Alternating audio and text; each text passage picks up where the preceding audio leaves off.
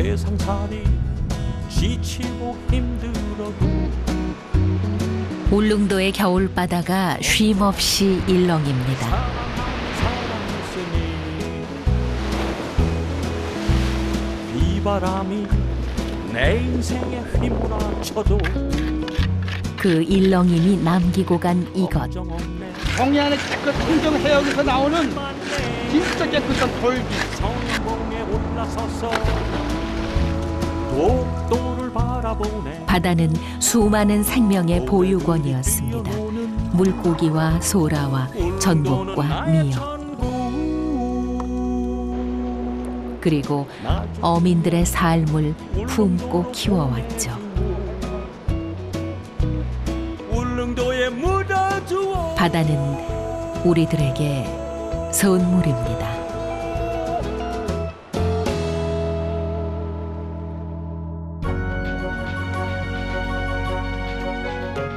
화산섬 울릉도는 성인봉을 중심으로 여러 개의 항구를 품고 있습니다. 이들 항구 중 도동과 함께 울릉도를 대표하는 항구 저동.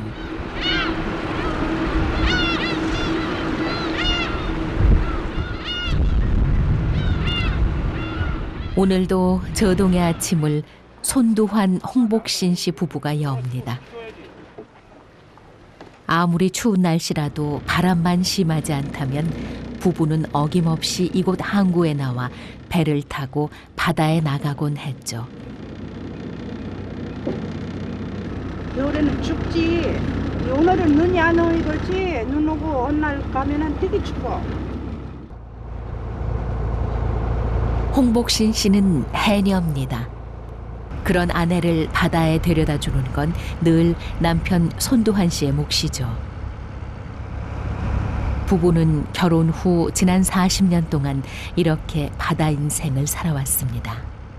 저 안에 저를 뒤에 간 거. 나 글로 가봐.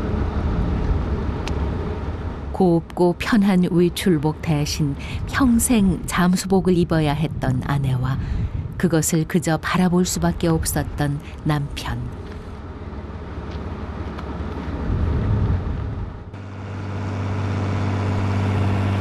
차디찬 겨울바람을 가르며 30여 분 달렸을까.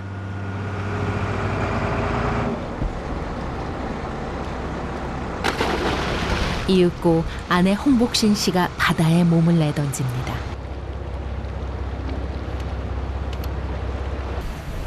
밖은 영하의 날씨인데 아내 홍복신 씨는 평생 불평 한마디 내뱉지 않았습니다.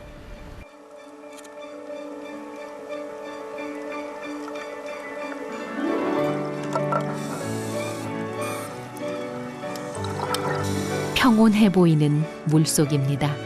소라와 전복, 해삼과 성게.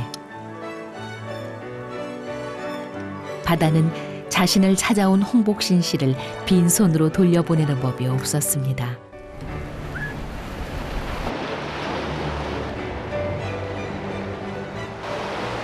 그런데 오늘 유난히 힘들어 보이는 홍복신 씨. 파도가 많이 울렁거리면 고기가 우러 올라온다고. 고기가 좀 밑으로 내려가다. 바닷속 깊이. 벌써 3시간째 홍복신 씨는 파도와 싸우며 자맥질하고 있습니다. 이럴 때면 남편은 한시도 긴장을 놓을 수 없죠. 신경 써야죠. 항상 사람을 이 물 속에 들어가 작업을 하기 때문에 배에서 항상 얘 주시를 해야 됩니다. 가까이 있어요. 특히나 이 겨울 바다 날씨는 더해요. 갑자기 바람이 불면은 기상이 나쁘기 때문에 빨리 들어가야 돼요.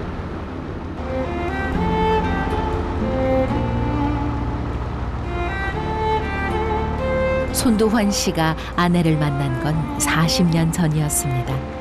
19 꽃다운 나이였던 홍복신 씨는 이미 물질이 몸에 밴 지주 처녀였지요. 부부는 울릉도에 정착했고 바다가 내준 해산물로 세 딸을 키울 수 있었습니다. 아이 못 들어갔어. 날씨 나빠가.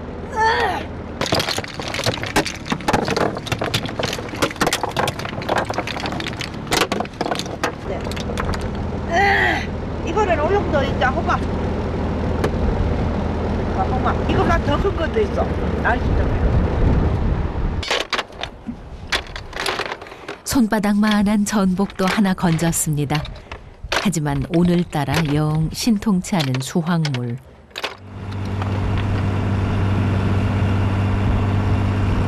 그저 되돌아가려니 했건만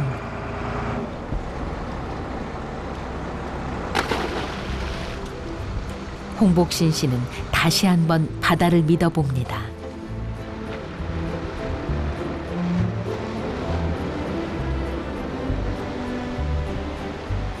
바다는 부부에게 일터이자 삶의 현장이었습니다.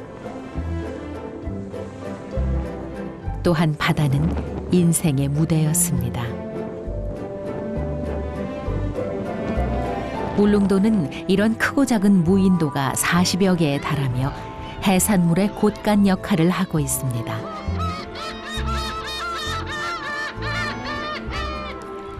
그리하여 황금어장 울릉도의 모든 해산물이 모이고 흩어지는 저동항.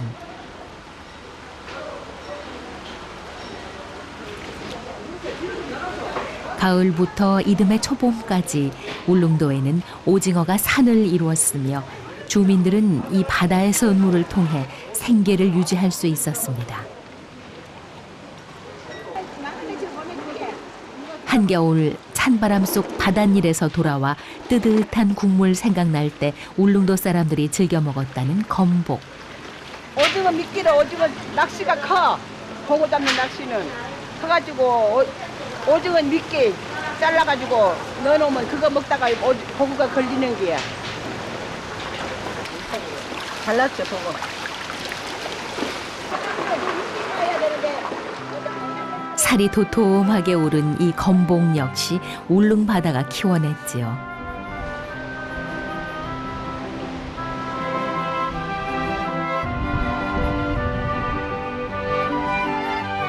울릉도에 사람이 살기 시작한 것은 선사시대 이전부터였습니다. 그들은 망망한 바다를 건너 해산물을 찾아 이곳에 처음 발을 디뎠을 것입니다.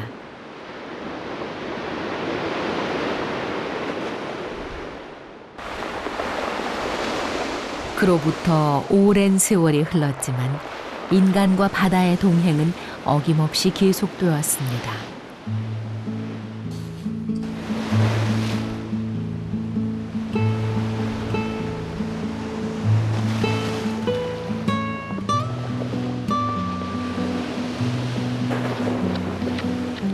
태하 이리에 사는 우화수 할아버지는 요즘 틈만 나면 작은 바구니 하나 챙겨들고 바닷가에 나가시곤 합니다. 바닷물이 두고 간 해산물을 채취하기 위해서입니다. 돌김. 동해안의 그 청정 해역에서 나오는 진짜 깨끗한 돌김. 걸어서 자생하는 거.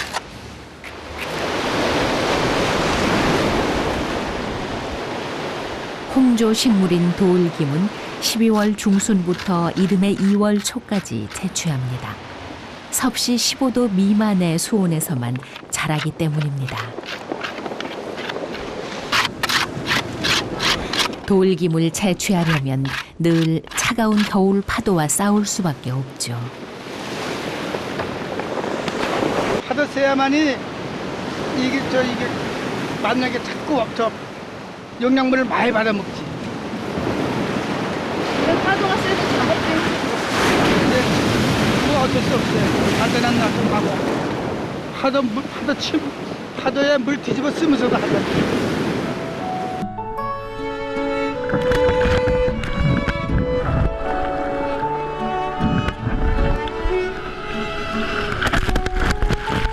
인생도 세상 이치도 그런가 봅니다. 값지고 귀한 것일수록 쉽게 만들어지지 않는다. 울릉도 사람들의 삶도 그랬습니다.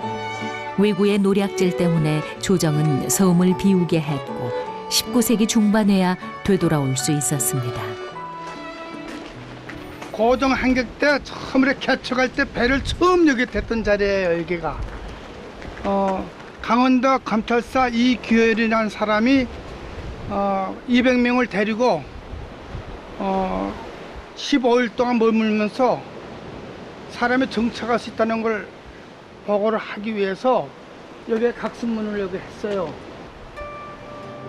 1883년 4월 고종은 감찰사 이규원과 54명을 울릉도에 들여보냈습니다. 그리고는 이곳 태하리에 군청을 설립함으로써 울릉도에 대한 영유권을 확실히 했죠.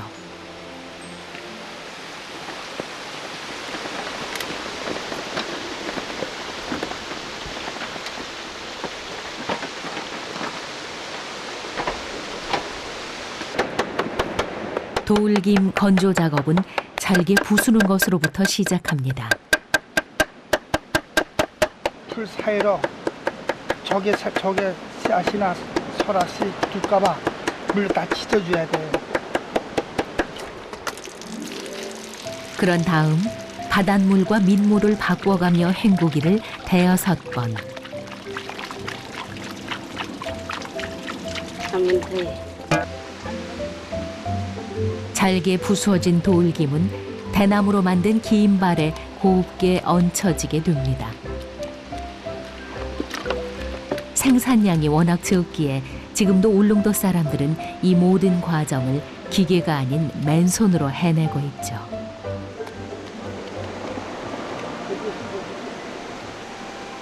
열아홉 분씩 20분 타야 돼. 받아서 뜯어와가 또 거기서 씻어와가 여기서 또 씻어가 이렇게 붙이는 과정이 그리 오래 걸려요, 시간이.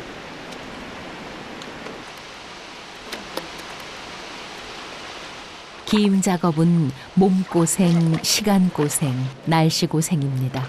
오늘 작업을 돕는 이는 이웃에 사시는 신춘애 아주머니. 소나. 다른 지역과 달리 울릉도 기임은 가로 세로가 50cm 정도로 매우 크며 두껍습니다. 파도 속에 이산화탄소와 질소를 듬뿍 받아 그 맛과 향도 뛰어나죠.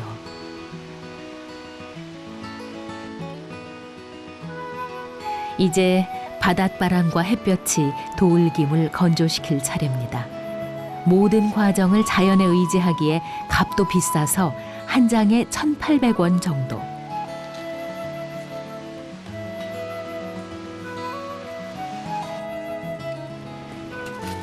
이 귀하고 비싼 울릉도 도울김은 별 양념 없이 그저 아궁이 숯불에 구웁기만 해도 아삭한 향기로 입맛을 돌아오게 합니다.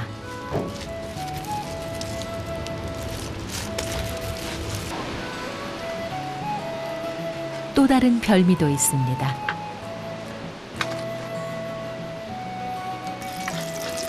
생김을 밀가루와 버무려 자글자글 부쳐내는 전.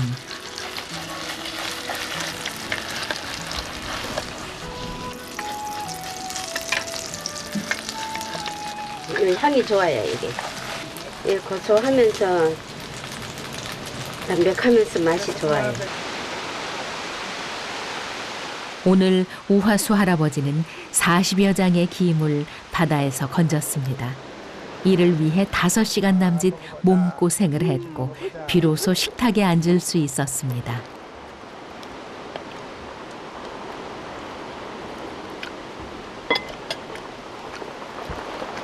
입하려고 수고했어.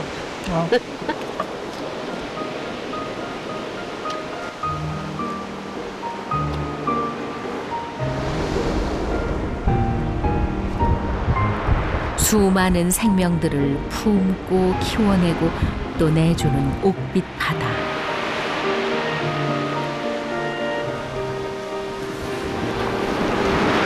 이 옥빛 바다는 오늘도 울릉도 사람들의 삶을 일렁이게 만드는 행복한 선물입니다.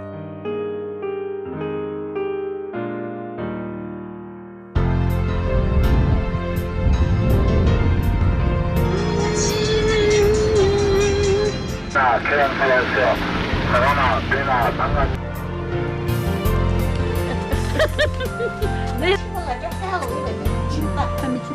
여기다 뺐다. 두고 여기다.